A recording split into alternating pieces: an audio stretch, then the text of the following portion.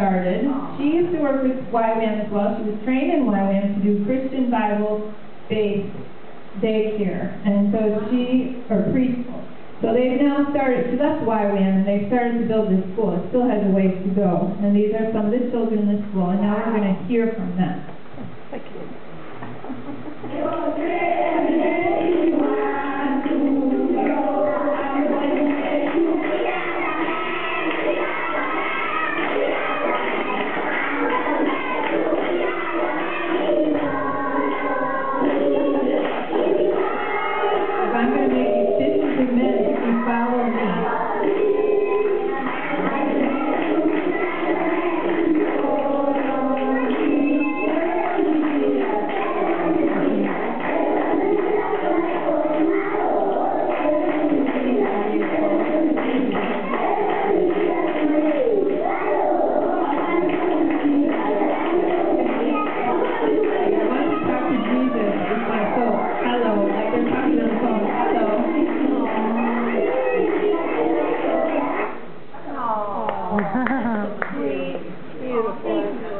So I wanted to just show you some of the kids. You know, there's lots and lots of kids. People are having many kids. And we have talked about family planning in some places. It's a cultural belief that you should not do family planning. It's first of all cultural because children die. So you have to have as many children as you can because the children also take care of the parents when they get old. So family planning has been a no-no. And then in came the Catholics too to say no family planning. And so when we talk about family planning, though, we don't tell them they should do what we're doing here in America, because what we're doing is also wrong, to have 1 or 2 children. Is that what God wants us to do? We're doing what we want to do, not what God is wanting us to do. So I don't tell them they should be like us. And actually, I have the Ugandan pastor helps me, and he's the one that does most of the teaching, and a biblically based teaching, that they need to take care of their families.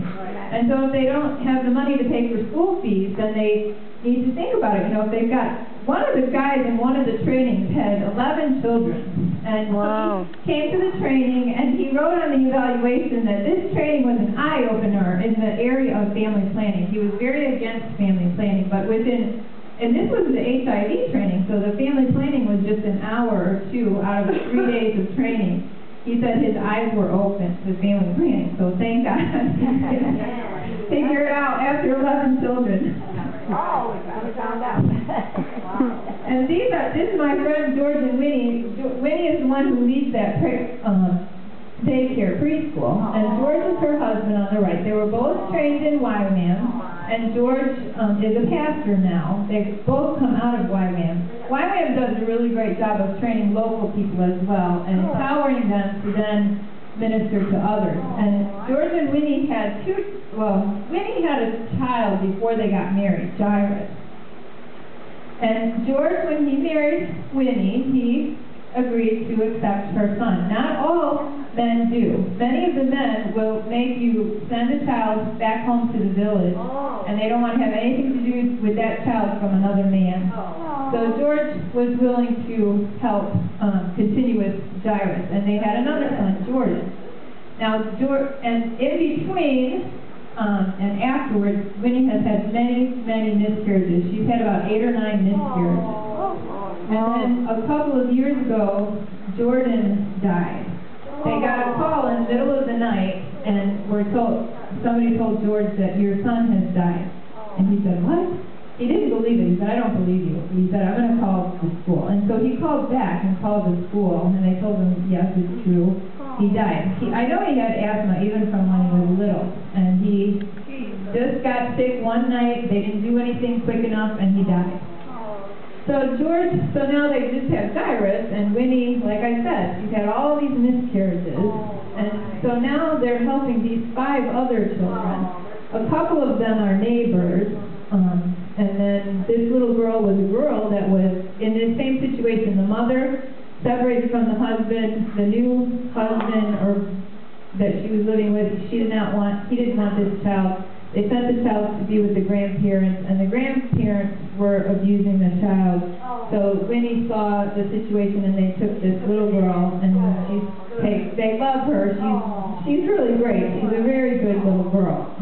So they're taking care of all of these children, and they're also supporting other children. There are many children, you have to pay to go to the better schools. The government schools are not very good, and you can go to them, but they're not good. And you still have to pay for some small things.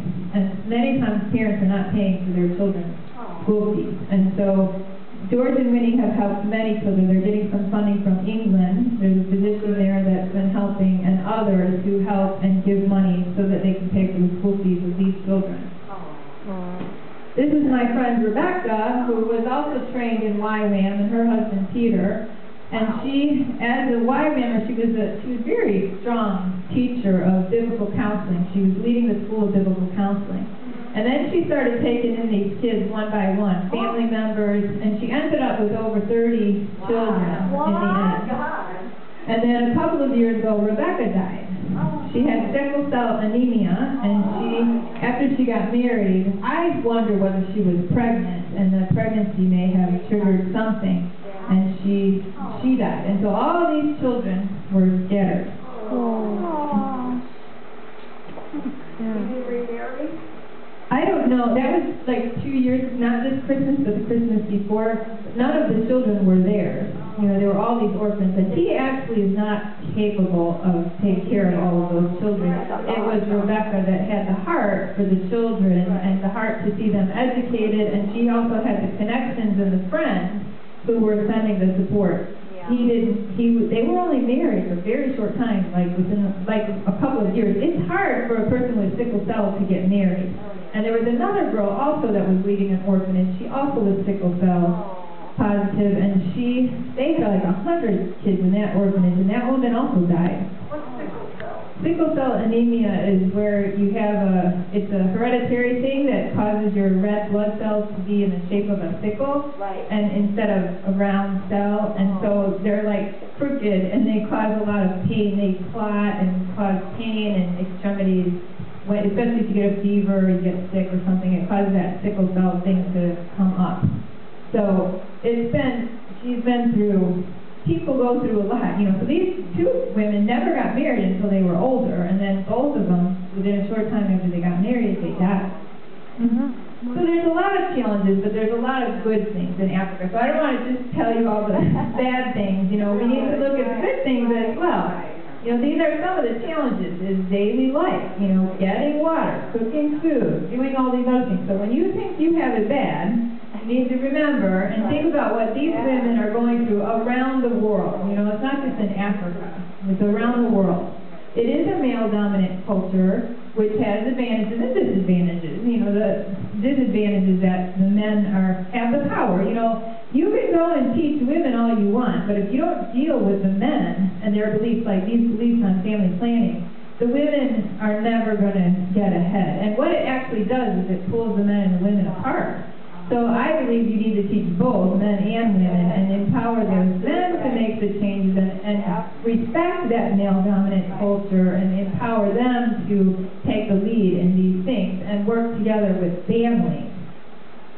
Communication is an issue. It's always hard. There's always a lot of miscommunication, and it's a problem here in America, but not as bad as it is there. And then all these different beliefs. Like one of the beliefs is that when a child is sick and has a fever, they have what they call false teeth. And so they will go to somebody who removes these false teeth, and then here you have a child that's anemic, and they has a fever, probably malaria, is sick, and then somebody goes in and rips their teeth out of their mouth, one tooth. So there's some really strange beliefs that are difficult. Wow. And then, of course, these spiritual things like the ancestral worship, and they go to the witch doctors, and the witch doctors do cuttings and put herbal medicine, and the herbal medicine actually is good, and I do encourage people to use the herbal medicine as long as they know what they're doing, but it's not the witchcraft. We're separated from the witchcraft. But these are just a few of the challenges. There's many. And there are good cultural values, though. One of it is relationship-based, not time-oriented. So, if I have an appointment at 10 and somebody comes to my house at 5 to 10, I will sit down and visit with that person who came to my house and not be rude and say, I have to go to the meeting. Bye. Really?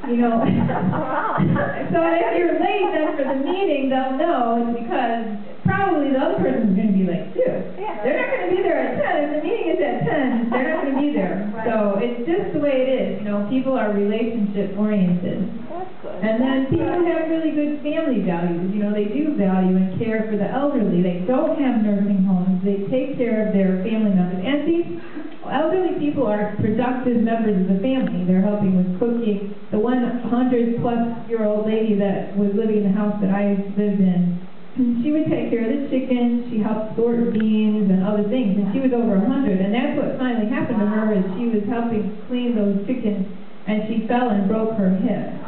But she was still productive. I think she was 102 or 103. She was a productive member of the family. Wow. They're very generous. People give. If somebody has a need, they give. They don't say, you know, I don't have the money. If they have the money in their pocket, they will give the money. They're very generous.